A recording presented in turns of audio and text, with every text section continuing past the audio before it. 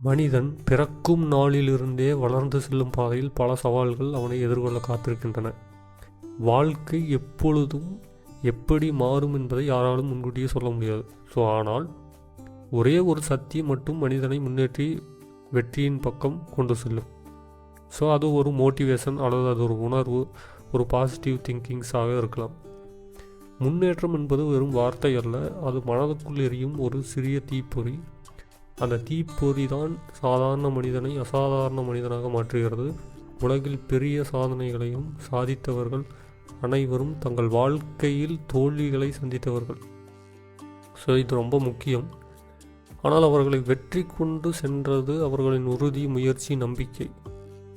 இது மூன்றும் தான் ஒரு நபர் வெற்றியை நோக்கி சென்று விட்டார் என்பதற்கான குறியீடு.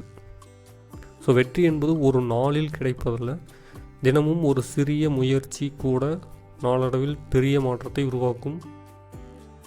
ஒரு விதையை நட்டு அதை உடனே மரமாக்க முடியாது.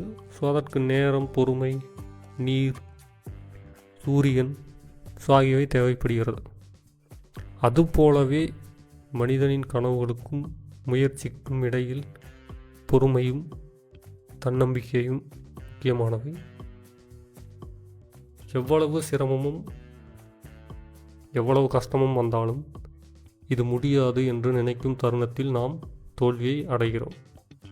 ஆனால் நான் முயற்சி செய்கிற வரை வெற்றி என்பது தானாகவே வரும் என்று நினைக்கும் மனிதன் எந்த சூழ்நிலையிலும் வெல்ல முடியும்.